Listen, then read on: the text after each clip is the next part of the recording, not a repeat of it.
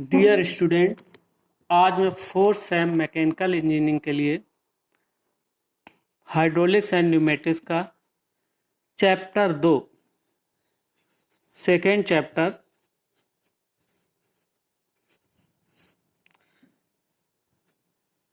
Pressure and it's measurement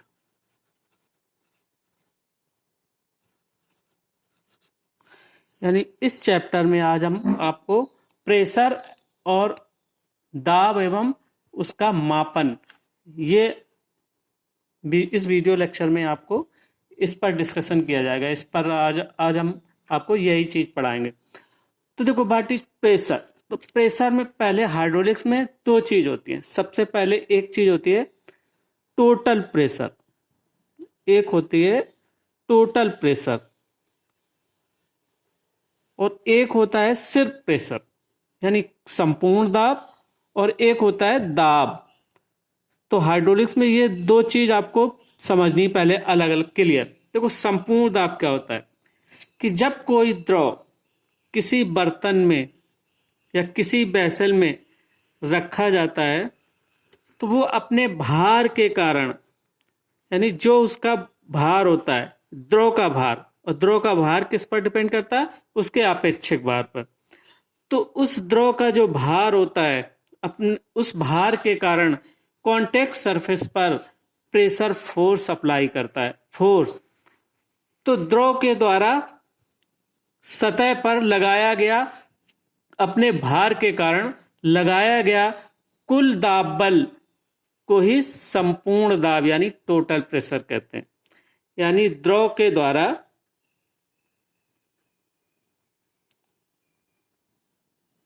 द्वारा संपर्क सतह पर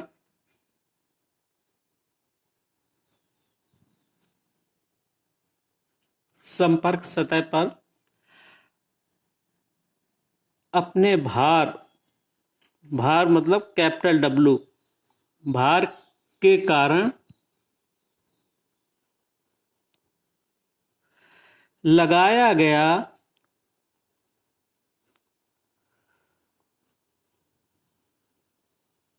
कुल दाब बल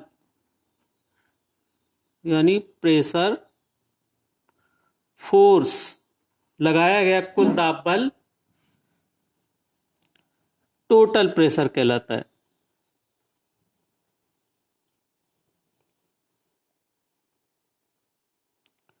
टोटल प्रेशर कहलाता है कि मान लो किसी द्रव में, माना किसी वेसल में स्मॉल डब्ल्यू अपेक्षिक भार का कोई द्रव उस बर्तन में मान लो h ऊंचाई तक भरा है। स्मॉल डब्ल्यू अपेक्षिक भार का कोई द्रव h गहराई तक भरा है और इसके यानी जो बर्तन का cross sectional area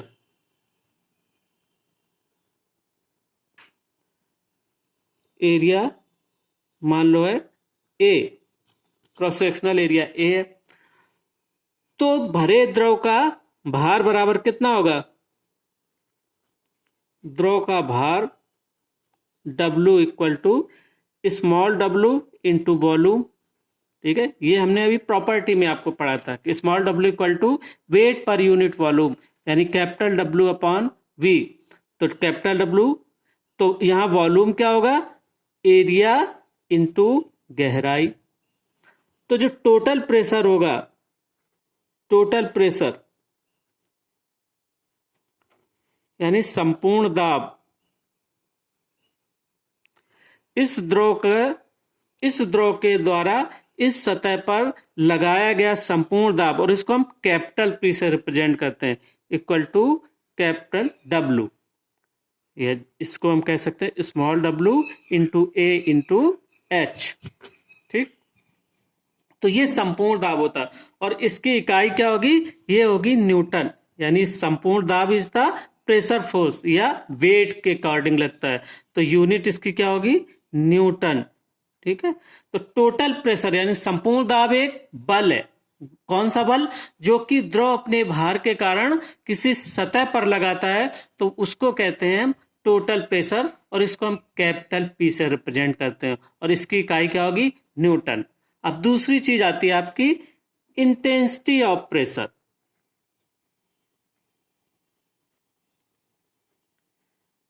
intensity of pressure, दाब तीव्रता,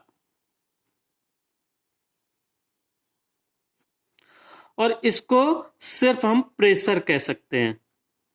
देखो, सिर्फ प्रेशर में और टोटल प्रेशर में थोड़ा दोनों में अंतर है, क्योंकि pressure, total pressure is the force, यानी फोर्स जो कि द्रव के भार के कारण किसी सरफेस पर लगाया जाता है, यानी किसी द्रव के भार के कारण किसी सतह पर लगाया गया बल, total force, that is called the total pressure. और दाब तीव्रता क्या है कि फ्लूइड के द्वारा सरफेस के यूनिट एरिया में, इकाई क्षेत्र पर लगाए गए टोटल प्रेशर फोर्स को इंटेंसिटी ऑफ प्रेशर कहते हैं। यानी फ्लूइड के द्वारा सरफेस के यूनिट एरिया यानी इकाई क्षेत्रफल पर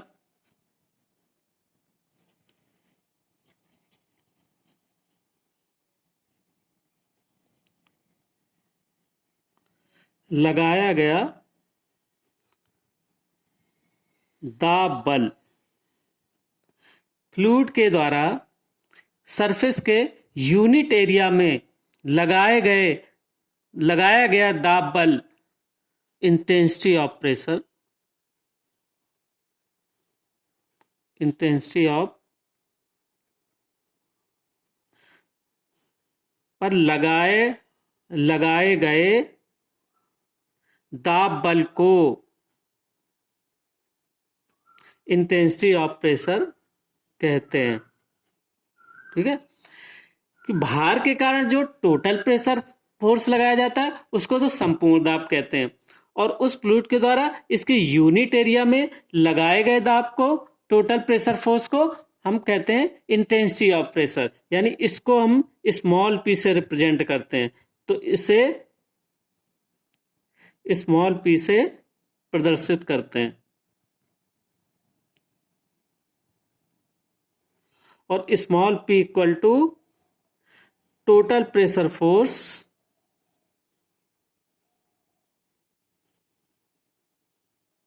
इन यूनिट एरिया, यानी total pressure force upon area of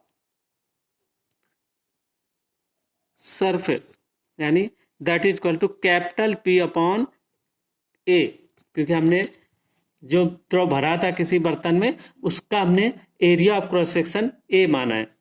तो देखो इसकी इकाई क्या होगी, क्योंकि pressure is the, total pressure is the force, इसकी इकाई होती है न्यूटन, और एरिया की मीटर स्क्वायर, न्यूटन पर मीटर स्क्वायर, और इस न्यूटन पर मीटर स्क्वायर को हम कहते हैं पास्कल, इसे हम पास्कल भी कहते हैं, यानी पास्कल से भी रिप्रेजेंट कर सकते हैं, और इसे हम न्यूटन पर मीटर स्क्वायर, या इसको हम कहते हैं केजी फोर्स पर मीटर स्क्वायर, या इसी को कहते हैं न्यूटन पर मीटर स्क्वायर, या इसी को कहते हैं पास्कल। और इसकी एक इकाई और होती है बार। तो अब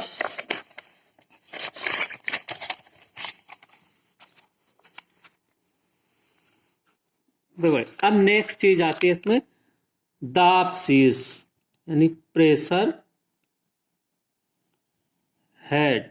दाब शीर्ष क्या होता है कि वही जैसे अभी हमने माना था कि एक दाब सी उसको ऐसे एक्सप्लेन करेंगे कि मान लो एक बर्तन है और इस पर हमने द्रव भरा कितनी h ऊंचाई तक, और मान लो इसका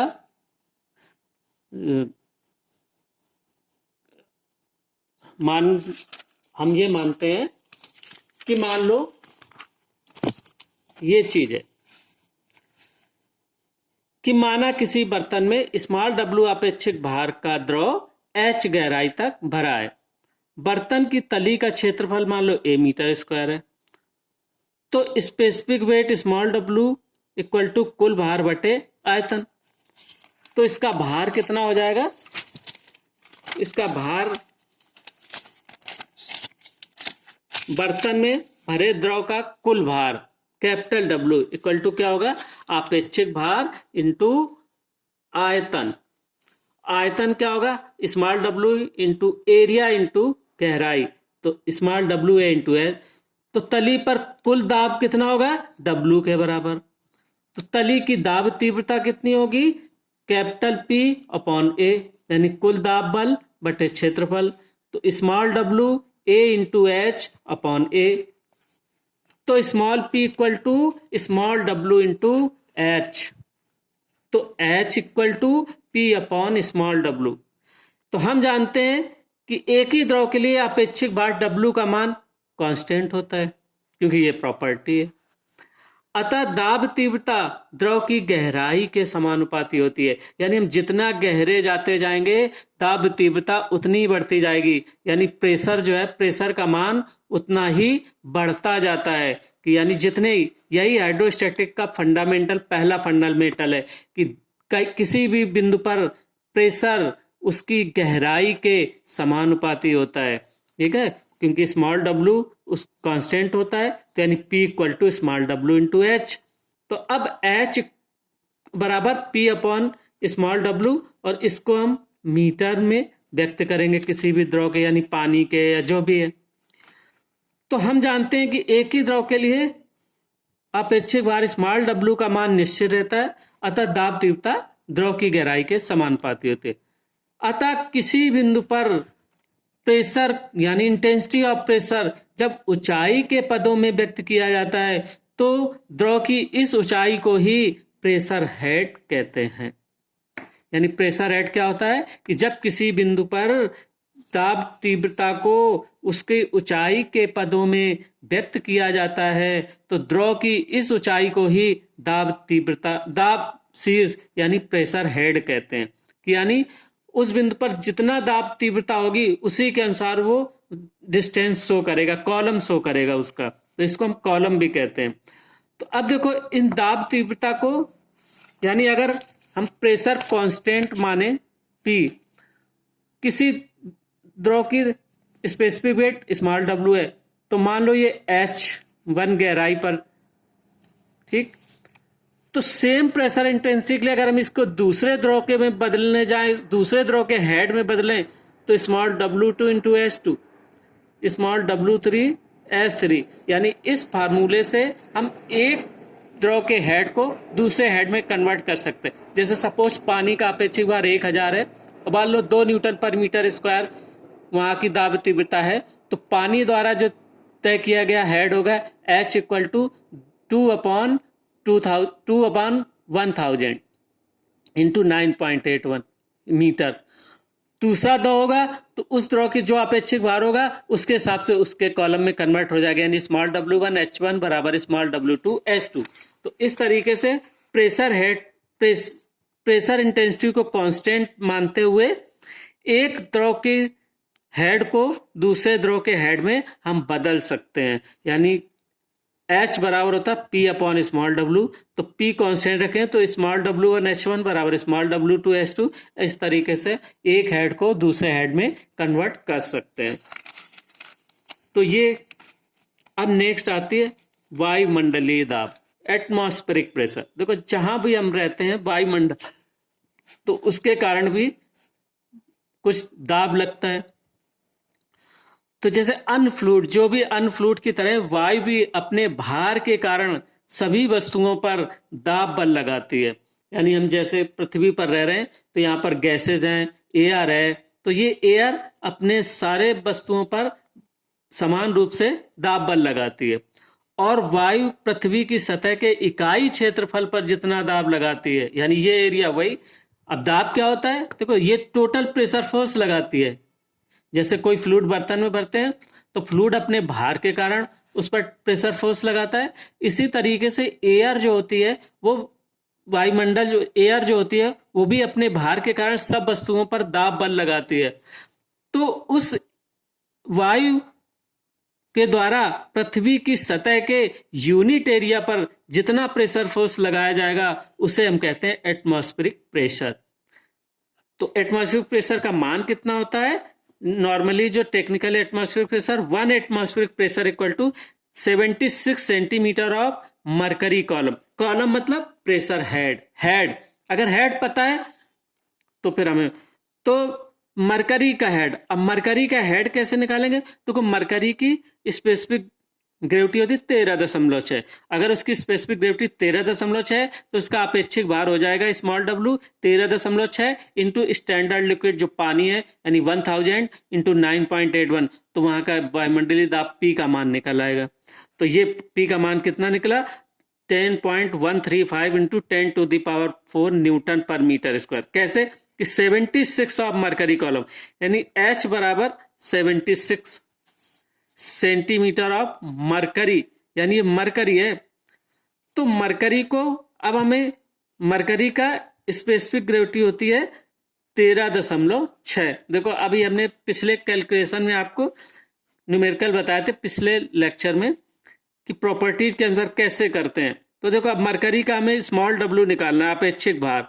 तो ये कैसे निकलेगा कि 13.6 इंटू पानी का अपेक्षिक भार।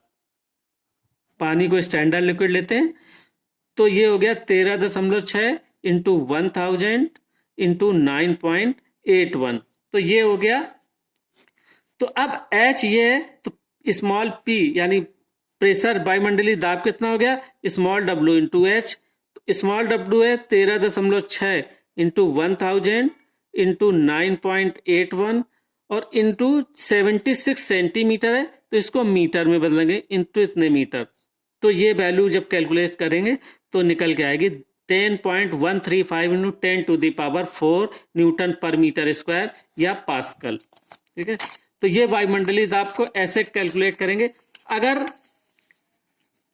76 सेंटीमीटर पारा माना है, वैसे गणना के लिए इंजीनियरिंग की गणना के लिए हमेशा 10 मीटर ऑफ वाटर कॉलम को मानते हैं। तो 10 मीटर वाटर कॉलम का मतलब क्या हुआ कि pressure head H equal to 10 metre.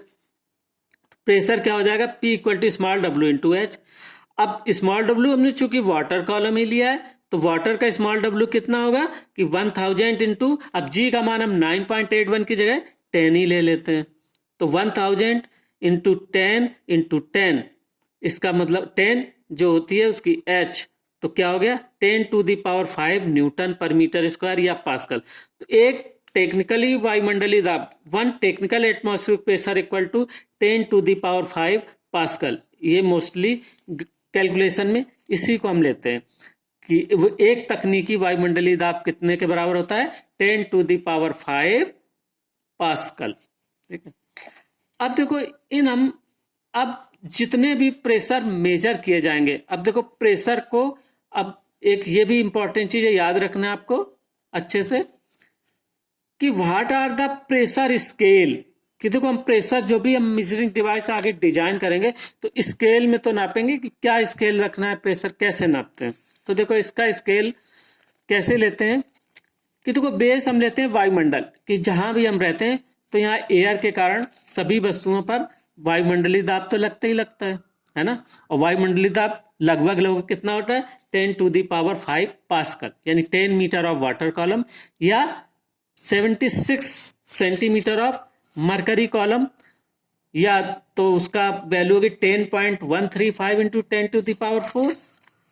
और गणना में आसानी के लिए हम मोस्टली लेते हैं 10⁵ न्यूटन पर मीटर स्क्वायर या पास्कल। अब इस पास्कल को हमने कल भी देखो न्यूमेरिकल प्रॉब्लम में भी समझाया था, मेगा पास्कल भी पूछ सकता है, गीगा पास्कल में भी दिया रहता है, तो हमें पहले उसको पास्कल यानी न्यूटन पर मीटर स्क्वायर में ही बदलना होगा।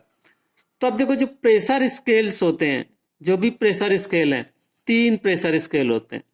पहले को कहते हैं गेज प्रेशर यानी गेज दाब। तो देखो शॉर्ट में कैसे याद रखना है, व्हाट इज गेज दाब, यानी वायुमंडलीय दाब को अगर हम बेस माने, आधार माने, क्योंकि वायुमंडलीय दाब तो सभी पे समान रूप से पड़ ही रहा है, तो इसको हम जीरो लाइन मानते हुए और इसके ऊपर जो दाब नापते हैं उसको हम गेज दाब या प्रभावी दाब, इफेक्टिव प्रेशर कहते हैं।